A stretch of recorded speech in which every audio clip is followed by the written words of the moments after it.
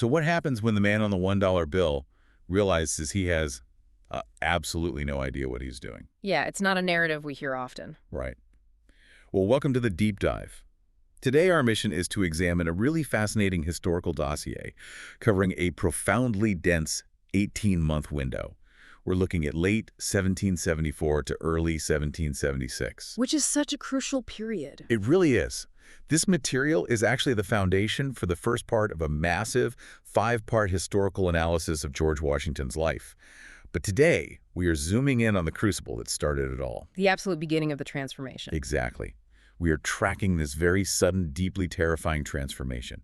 We get to watch a wealthy, largely retired Virginia planter turn into the undisputed commander-in-chief of a brand new nation. And it was not a smooth transition. No, not at all. We tend to picture Washington as this, marble statue, or just the stoic face on the money. But this deep dive is going to uncover the intensely human manager who took on just an impossible task. And it culminates in the only major military engagement he personally oversaw during this specific period, which is the Siege of Boston. Yeah, and the stakes of this specific 18-month window, they really cannot be overstated. I mean, we have this tendency today to view the revolution as a foregone conclusion. Like, of course America wins. Right, it's just history. It was always going to happen. Exactly.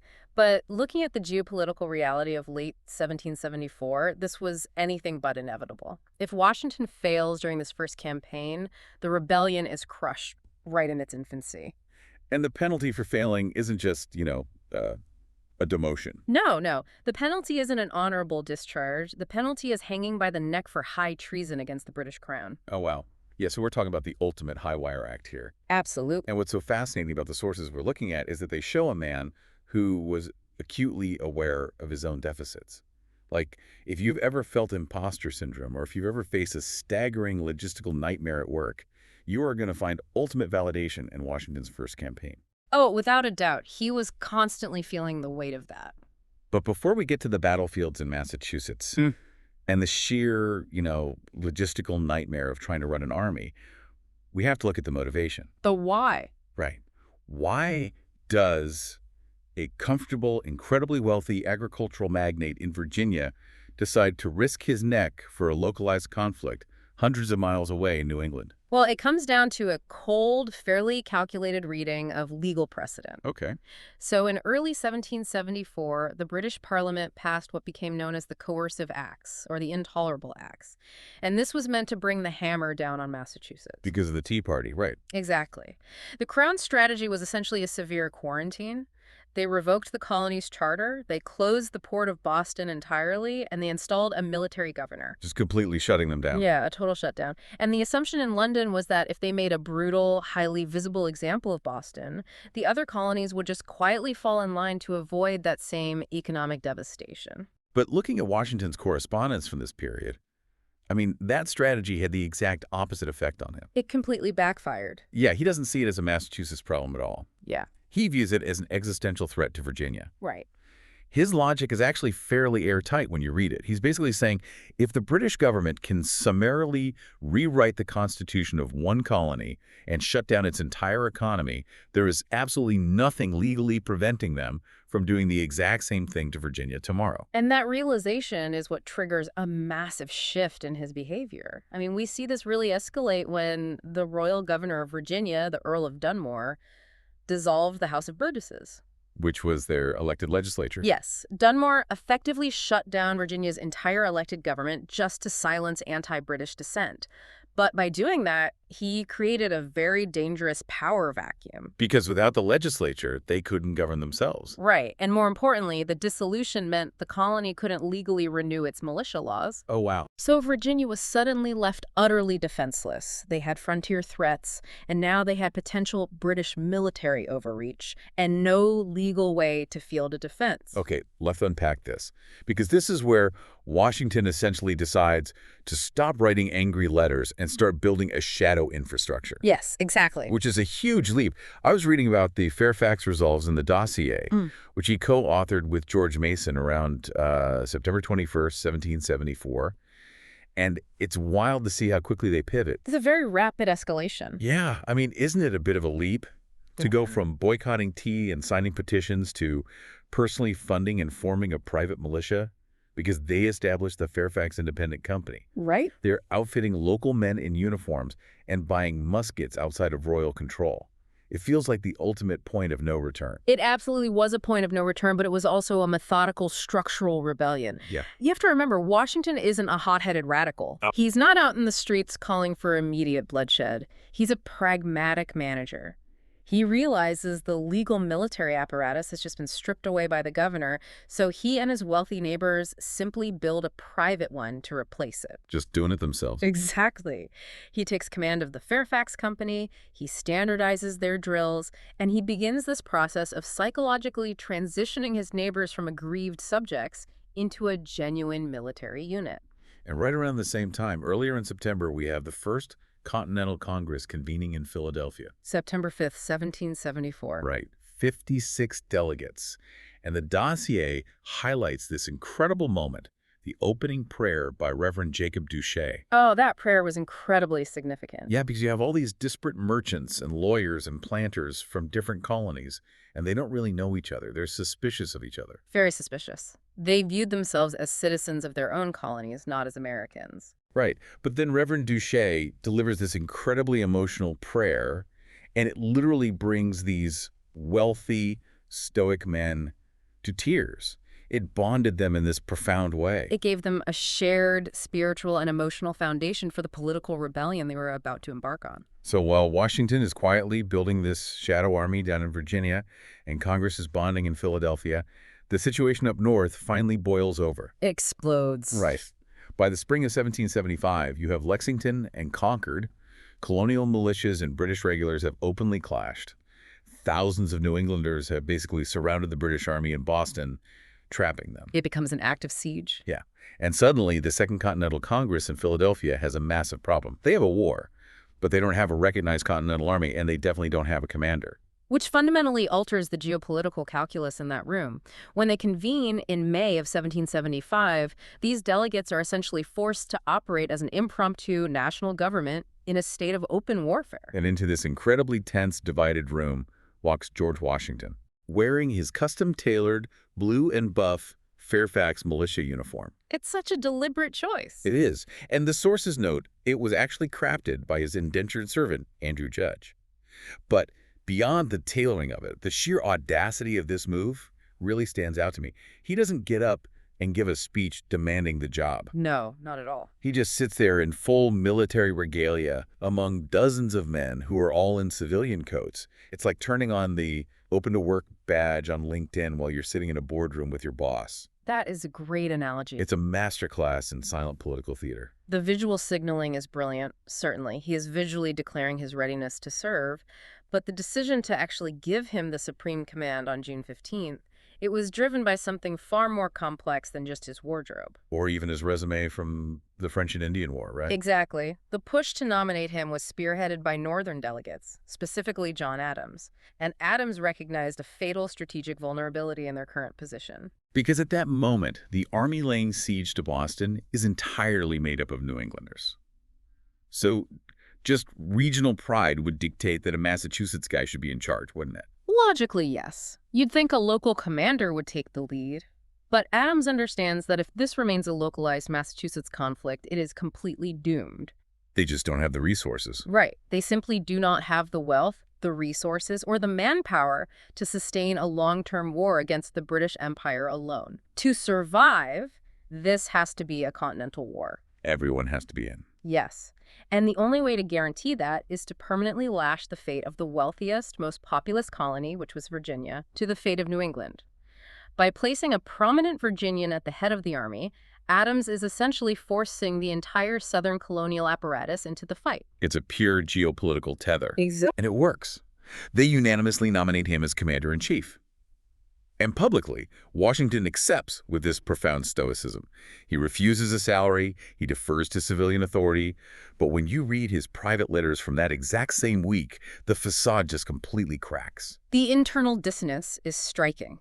He is intellectually honest enough to recognize the staggering asymmetry of what he has just agreed to do. Yeah. I mean, he is about to command a disorganized, untrained civilian militia against the most highly disciplined, well-equipped military machine on the planet. I was looking at this private confession he wrote to Patrick Henry right after the vote.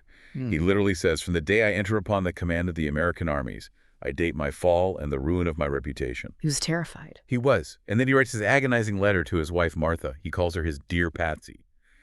And he admits he would rather spend 1 month at home with her than 7 years abroad. He knows he is entirely out of his depth. But his immediate response to that terror is highly revealing of his character.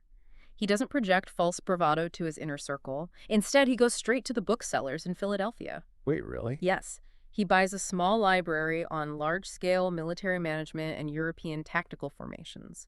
He is frantically trying to educate himself on the mechanics of commanding a massive army before he actually has to face one in the field. That is so relatable. Just cramming before the biggest test of your life. Exactly. Which brings us to the moment he finally rides into Cambridge, Massachusetts, to take command of the siege in early July 2nd and 3rd of 1775. And I want to pause here to address a very persistent historical myth from the dossier. Ah, the Washington Elm. Yes.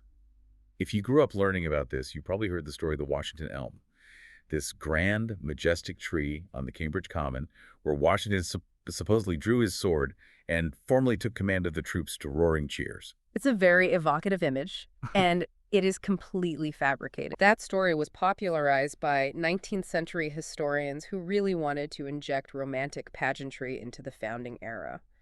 But the reality of his arrival was starkly bureaucratic. It was mostly indoor meetings. Our sources point out that soldier diaries from that exact day don't mention a dramatic sword-drawing ceremony at all. One guy just wrote, "Nothing remarkable today." Right. But what Washington actually found when he toured the camp was far from romantic anyway. He inherits an army of about 14,000 men, and they are living in makeshift tents, lean-tos, and, like, Harvard dormitories. That was a mess. And as a meticulous Virginia gentleman, he is absolutely appalled by the lack of discipline and sanitation. He steps into what is essentially an epidemiological time bomb. Yeah. These are highly independent civilian soldiers. They are not used to military discipline. They aren't digging proper trench latrines. They aren't managing their water supply. Washington actually writes back to his colleagues describing the troops in incredibly harsh terms. He calls them an exceedingly dirty and nasty people. Oh, wow. He really didn't hold back. No, he didn't. His first major hurdle isn't even fighting the British. It's preventing his own army from destroying itself through dysentery and camp fever. So to impose some kind of order on that chaos, he requisitions a headquarters, and he takes over the abandoned mansion of John Vassall. A wealthy loyalist who had fled? Right, Vassall fled to the safety of the British lines in Boston. But I'm struggling to square a massive circle here based on what's in the dossier. Go ahead. Washington is sitting in this confiscated mansion. He's drafting orders for an army fighting a war based on the philosophy of unalienable rights and human liberty. Yet, the enslaved community belonging to the Vassall family, including a young boy named Darby Vassall, is still right there on the property. Yes. They are still legally bound, working the land, essentially serving the camp, while completely surrounded by a revolution for freedom. How did anyone in that room reconcile that massive cognitive dissonance? It is the central paradox of the era, and the sources make it clear that it wasn't an abstract philosophical debate for them. It was the daily lived reality right outside Washington's window. It's just right there. Yes. The rhetoric of liberty in 1775 was fundamentally intertwined with the pervasive reality of chattel slavery. Many of the delegates who appointed Washington, and Washington himself, were active enslavers. Right. For the men orchestrating this war, the term liberty primarily meant freedom from political and economic subjugation by the British Crown. It was a highly conditional concept selectively applied to property-owning colonists. Oh. So the presence of Darby Vassall and the enslaved community at the Cambridge headquarters is a stark, unavoidable reminder that the ideological foundation of the revolution was built right atop a system of profound human bondage. It's a heavy contradiction that really underpins the entire timeline we're looking at. It absolutely is. And speaking of the reality inside that camp, dysentery wasn't the only biological threat they were facing.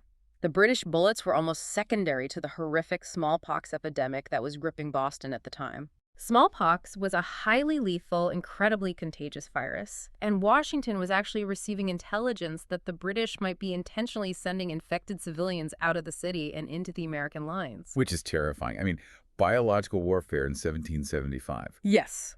Now, we know Washington survived smallpox himself as a teenager, so he understood the disease. He had immunity.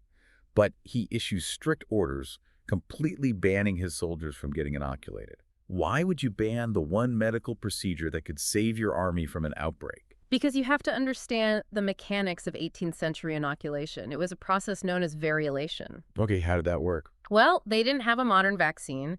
A doctor would make an incision in a healthy person's arm and literally insert live pus from a smallpox patient's sores into the cut. Oh, wow.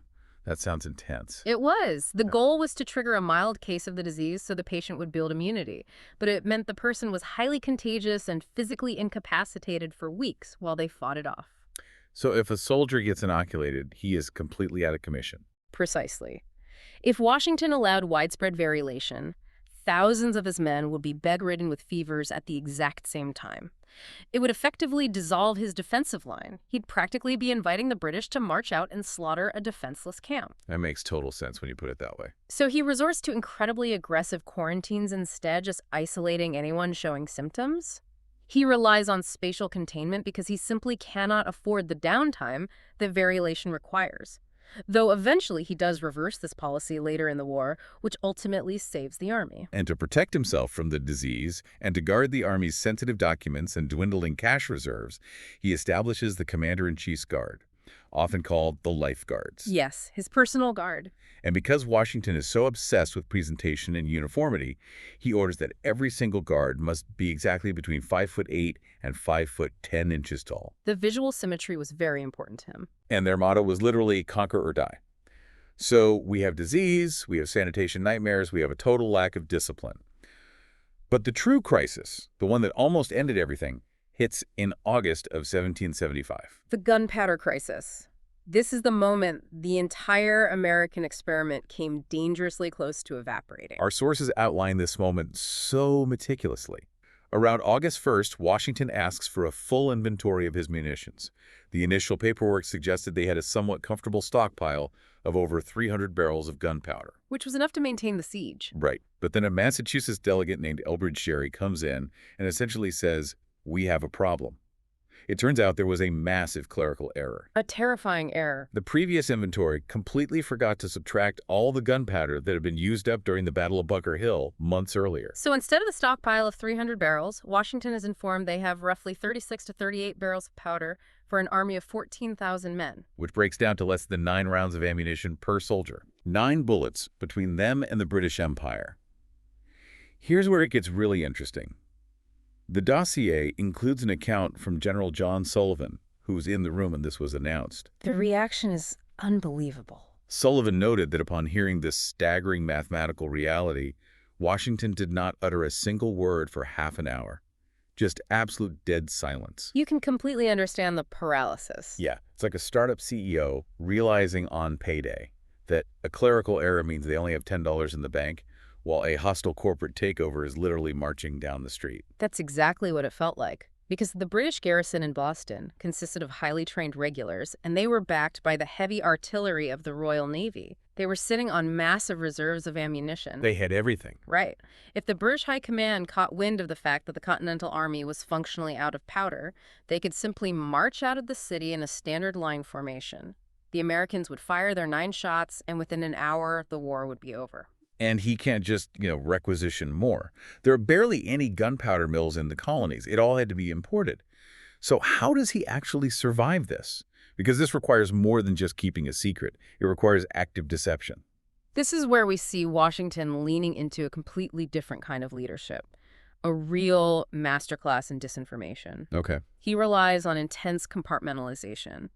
First, he immediately bans all frivolous shooting in the camp to conserve the powder they do have. And to compensate for the lack of bullets, he orders the blacksmiths to start forging thousands of primitive iron-tipped wooden spears. Spears. Yes, he plans to have his men defend the trenches with pikes if the British charge. Pikes and spears against the greatest military in the world. It highlights the absolute desperation, but the genius of his response is psychological. He knows his camp is heavily infiltrated by British spies and loyalist informants. They were everywhere. Everywhere. So rather than trying to hunt them all down, he weaponizes them. He compartmentalizes the truth, so only his absolute inner circle knows they have 36 barrels. Then, he deliberately leaks a fabricated rumor to the broader camp that a massive shipment of munitions just arrived, and they are now sitting on 1,800 barrels of powder. But how do you practically pull that off, though? Because the soldiers in the camp are going to notice if there aren't actually 1,800 barrels sitting in the magazine. You manage the flow of information through fake logistics, you generate counterfeit manifests, and you have quartermasters openly discuss the arrival of these supplies in areas where you know informants are listening. Just putting on a play, essentially. Exactly. The spies pick up this highly specific, entirely fabricated number, 1,800 barrels, and they smuggle that intelligence back across enemy lines into Boston. The British High Command analyzes the intelligence, assumes the Americans are heavily armed and dug in, and decides that a frontal assault would be way too costly. Washington literally bluffs his way through the summer and fall. It is a phenomenal sleight of hand. It really is. But bluffing only prevents you from losing. It doesn't actually help you win the siege. As winter sets in, they are trapped in this freezing, miserable stalemate. The soldiers' enlistments are expiring, morale is just plummeting, and Washington desperately needs a psychological victory just to keep the army from going home. He needed a symbol. So on January 1st, 1776, he decides to raise a massive flag on Prospect Hill to project colonial unity, the Grand Union flag. And the design of that flag perfectly encapsulates the bizarre, contradictory political reality they were operating in. Yeah, it's so strange. It featured 13 alternating red and white stripes to symbolize the United Colonies. But in the canton, the upper left corner where the stars are today, it prominently featured the British Union Jack. Because they were still technically hoping for reconciliation with King George III. Exact. But the timing of raising this flag is just incredible. It is a comedy of errors.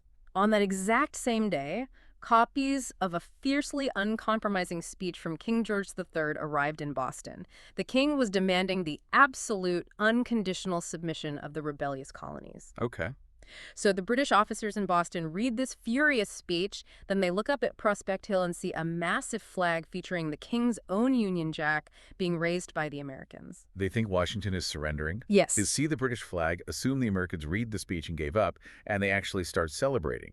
And when Washington's spies report this back to him, he finds it completely absurd. He writes about it with a distinct sense of irony. It's a moment of profound misinterpretation, but it also really underscores the reality of the stalemate. Right, because flags and bluffs are not going to force the British Navy out of the harbor. No, to break the siege, Washington needs real firepower. He needs heavy artillery. Which brings us to one of the most mechanically insane operations of the entire war, the Knox Artillery Expedition. This is incredible. Spanning from November 1775 to January 1776.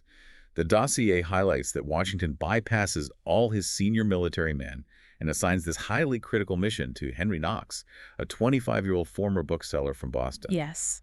Knox is entirely self-educated. His knowledge of artillery and siege mechanics comes exclusively from reading the military manuals he sold in his own bookshop. That's wild. But Washington recognizes his logistical brilliance. He trusts him. So he sends Knox to Fort Ticonderoga in upstate New York, which had been captured by colonial forces earlier in the year, with orders to retrieve the heavy siege guns and bring them back to Cambridge. But let's talk about the physical reality of this. We aren't talking about tossing a few muskets in a wagon. Our sources detail the inventory. It's 59 brass and iron cannons, mortars, and howitzers. Huge pieces of metal. We're talking about roughly 60 tons, 119,000 pounds of heavy ordnance. And he has to move this in the dead of winter across 300 miles of completely unpaved wilderness. How do you move a multi-ton iron cannon across a frozen river without the ice shattering and swallowing the gun and the animals pulling it? You have to engineer a completely novel transportation system on the fly. Okay. Knox meticulously oversees the disassembly of these massive guns. He hires local carpenters to build dozens of massive, custom-designed, heavy-duty wooden sleds. I think it was 42 sleds in total. Wow. He then secures 80 yoke of oxen to provide the pulling power. But you're right, the physics of moving that much concentrated weight over ice is terrifying. They are crossing the frozen Hudson River and the icy lakes of upstate New York. And if the ice cracks? If the ice cracks, the cannon sinks to the bottom, taking the oxen right down with it. Knox constantly had his men probing the ice thickness. They would actually deliberately bore holes to allow river water to flood the surface and freeze, artificially thickening the ice sheet before attempting a crossing. That is a staggering feat of problem solving. Through sub-zero blizzards, over the steep, snow-choked Berkshire Mountains, this bookseller manages to drag a modern artillery train across a frozen wilderness. And remarkably, by late January 1776, this massive arsenal arrives in Cambridge, and suddenly, the entire geometry of the siege changes. Because Washington now has the big guns. Exactly, he just needs to put them in the right place. Right.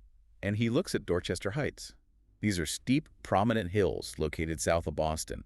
If he can get those massive cannons up onto the heights, he will have a commanding panoramic view of the entire city and the harbor. The British naval fleet would be sitting ducks. But placing the guns there presents a severe engineering puzzle. It is early March in New England. The ground on Dorchester Heights is frozen solid to a depth of nearly 2 feet. Solid permafrost. And standard 18th century siege doctrine dictates that the moment you take a hill, your infantry must immediately dig deep earthen trenches to protect the cannons and the men from counter-battery fire. Yes. But you can't dig frozen ground. If they just march up there with pickaxes and try to hack into the permafrost, the noise alone will alert the British ships anchored right below them. It would echo everywhere. The Royal Navy would simply pivot their guns, open fire, and obliterate the Americans before they could even unhitch their cannons. Precisely. They are facing an immovable object. So Washington turns to his officers for a solution, and a man named Rufus Putnam steps forward. Who was Putnam? Putnam is not a career military man. He is a civilian millwright and mechanic from Massachusetts. He actually borrows a specialized British engineering textbook from another officer's library, and he finds a highly obscure, low-tech solution designed for exactly this kind of impenetrable terrain. Right, the chandeliers and fascines. Yes. Okay, I have to admit, when I read chandeliers in the dossier, I was picturing crystal lighting fixtures hanging from the trees. Break down the actual mechanics of this for me. Yeah, not quite crystal. In classical siege engineering, a chandelier is a heavy, prefabricated wooden frame, typically about 10 feet long. Imagine a giant, incredibly sturdy wooden crib or a section of heavy scaffolding. Okay, got it. And a fascine is simply a tightly bound, dense bundle of sticks, saplings, and brushwood. Putnam's brilliant proposition is to completely bypass the need to dig.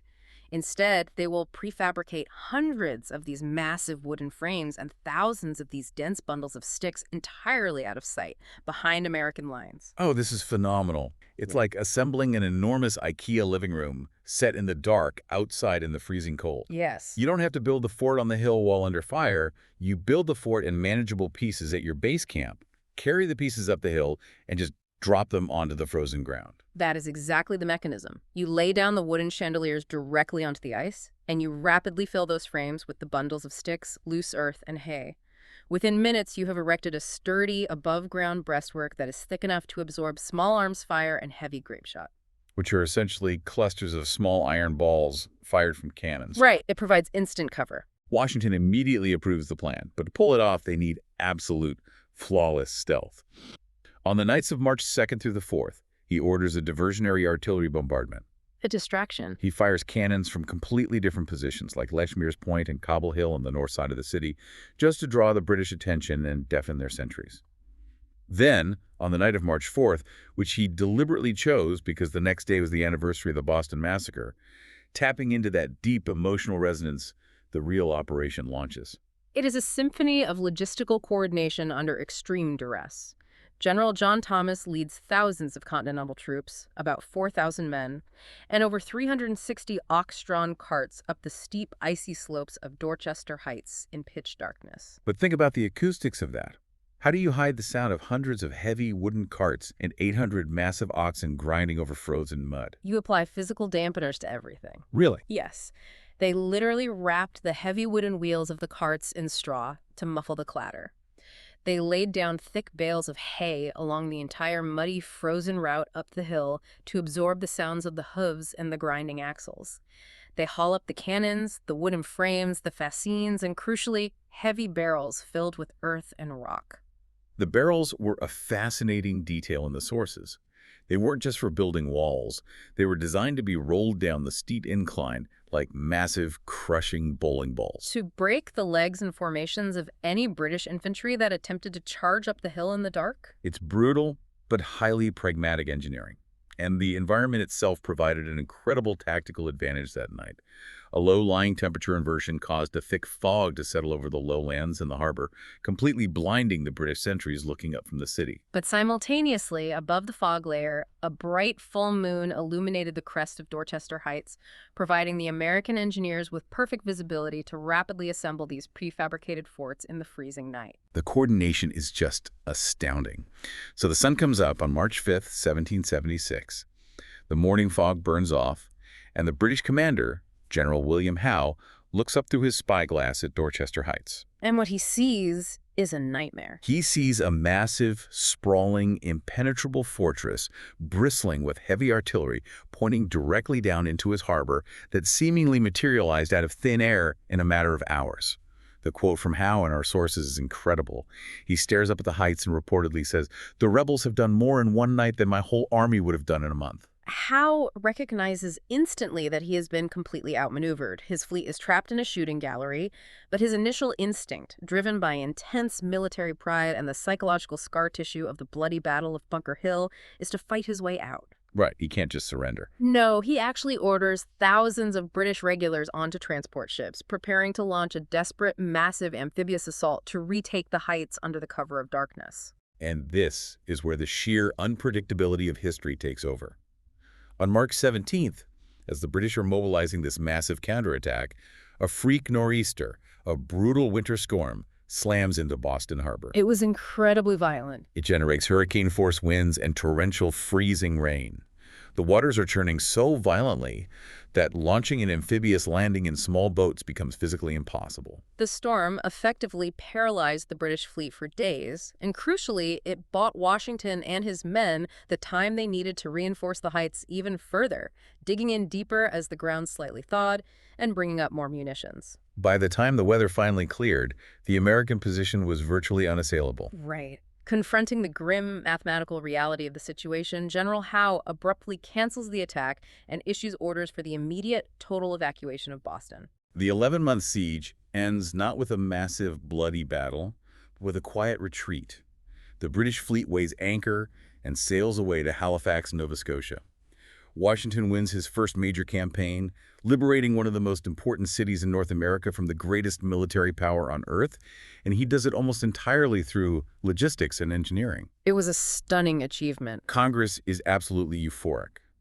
On March 25, 1776, they vote to authorize the Comitia Americana Gold Medal to honor Washington's triumph. Which provides a wonderfully ironic footnote regarding the true state of American logistics during this period. Oh, this is so funny. Congress authorized this beautiful gold medal, but they quickly realized there wasn't a single master engraver in the colonies capable of actually producing it. They had to outsource the design and manufacturing to Paris, to a French engraver named Duvier. So they couldn't even make their own trophy. No. Between immense bureaucratic friction, the ongoing chaos of the war, and communication delays, Washington did not actually receive the physical medal until 1790. It took 14 years to deliver his trophy. You outsmart the British Empire, but you still can't beat supply chain issues. Some things never change. So what does this all mean? When we step back and look at this entire 18-month arc, from the private militias in Virginia to the evacuation of Boston, what emerges is a very different picture of leadership than the one we're usually taught. Yes.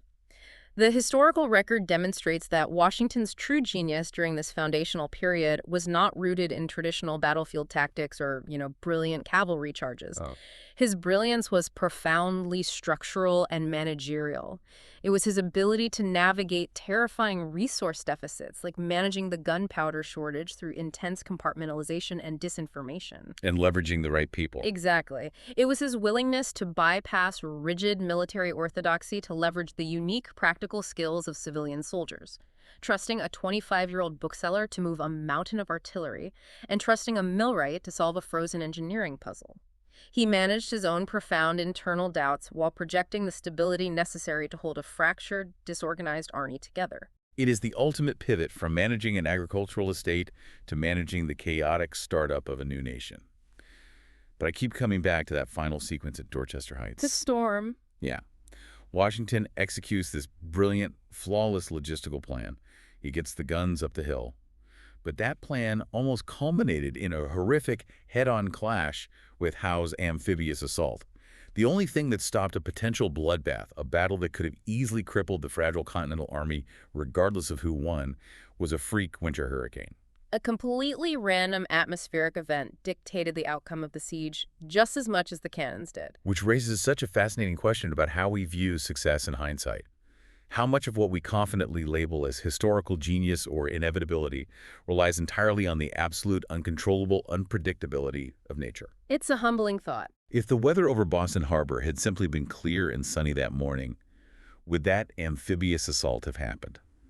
And if it did, would Washington's legacy, that flawless marble statue we picture today, look entirely different? It's something to chew on the next time you look at the face on that $1 bill. It forces you to respect the profound fragility of history. That's our deep dive for today. Keep questioning the timeline, and we'll catch you on the next one.